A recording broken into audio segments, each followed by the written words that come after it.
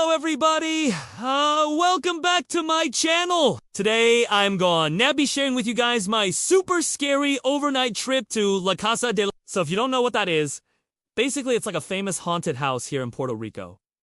It's been featured on different TV shows. I believe they even filmed an episode of Ghost Adventures there. It's supposedly one of the most haunted houses in all of Puerto Rico.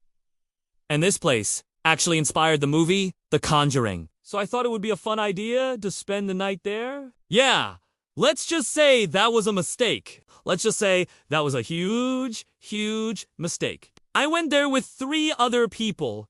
So 4 of us total. We arrived at the location at around 3 p.m., which is when check-in starts. And we were greeted by the owner who gave us the key and some instructions about the house. He told us to make sure that we didn't touch anything inside the house, because apparently some things are very fragile, and he doesn't want them to get broken. Then he left, and we gotta start exploring. So this is what the outside of the home looks like. Very beautiful, right?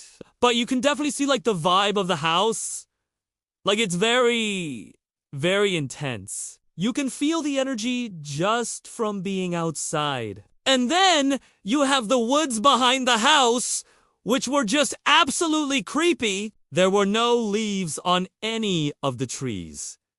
It was just bare branches everywhere. And it almost looked like the trees were reaching towards the house, like they wanted to grab us and pull us into the woods. It was really weird. And I should mention that the whole time I was there, it was pitch black outside. It wasn't even dark yet, but the sky was like completely covered with clouds. It was gray skies. It literally looked like the perfect setting for something scary to happen. As soon as we opened up the front door, I could immediately feel the change in temperature. It got cold.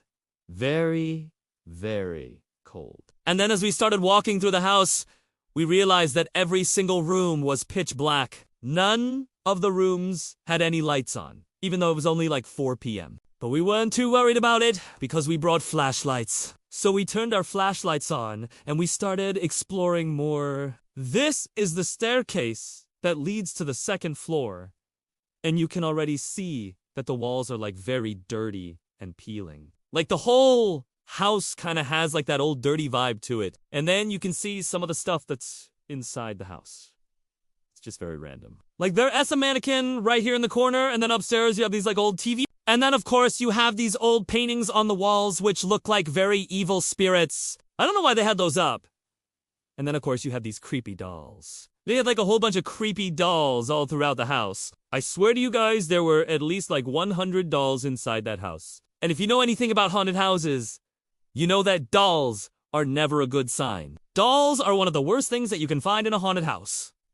Because dolls are supposed to represent spirits of children, so yeah, not a good sign. And then on the 2nd floor, you have another staircase that goes up to the 3rd floor. But before we even went up the stairs, we started hearing footsteps. Now, this is very important to note. Throughout the entire time that we were in the house, we heard so many different types of footsteps. Sometimes it sounded like someone was walking right next to us. Other times, it sounded like someone was running. And the scariest part was that we would always hear these footsteps right before something else would happen. So, for example, sometimes we would hear the footsteps, and then right after we would feel a cold breeze. Or sometimes we would hear the footsteps and then something would fall over.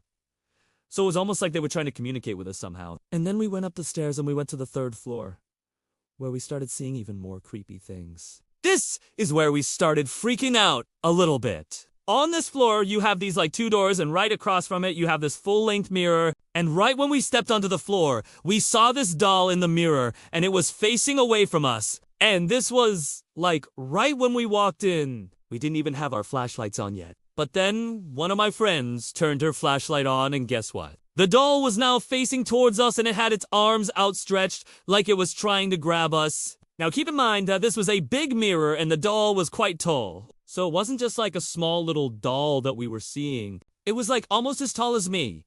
And it was like right in front of us in the mirror.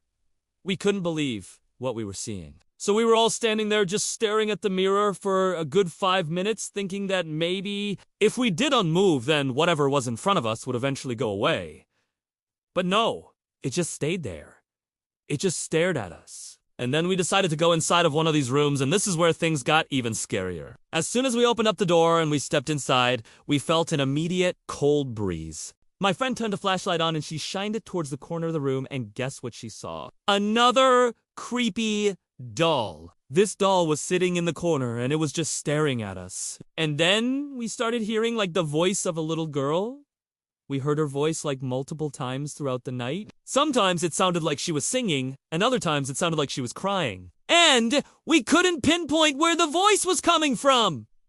It was like all throughout the house. Then my other friend started walking around and she saw a rocking chair moving on its own.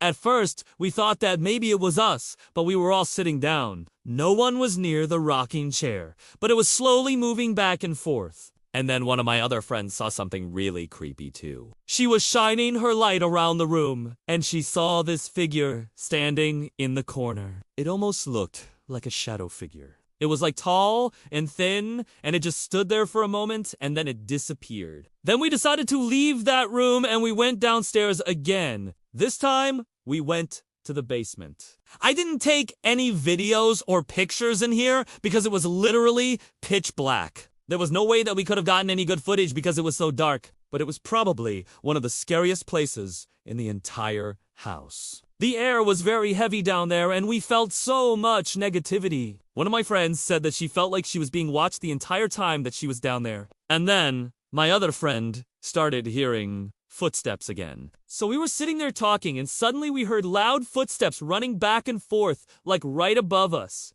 It sounded like someone was running up and down stairs, and then they would just stop right in front of us, and then we would hear like their breathing. And the scariest part was that the breathing would sync up with our own breathing. So it was like we were breathing at the same rate as whatever was up there. It was really, really freaky. So we decided to run up the stairs to see if we could see what was up there. And this is where things got really crazy. When we got up the stairs, we started hearing footsteps again, and then we started hearing screaming. It sounded like a man screaming.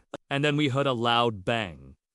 We think something fell over upstairs. But then when we went to go check, nothing had fallen over. And then we started hearing footsteps coming down the stairs. So we ran over to the window and we looked out and we saw this. Now keep in mind that the house is about 20 feet from the road. So for someone to be able to walk down the stairs and then walk all the way to the road without us hearing them open the door and without us seeing them, that would be pretty much impossible. So I'll just fast forward the rest of the story. Basically, we spent the night in that house and we didn't sleep at all. All we did was just sit there and we played cards and we talked quietly and we listened to scary stories. And every time we would try to sleep, something would happen to wake us up. We saw more dolls. We heard more footsteps. We heard more screaming.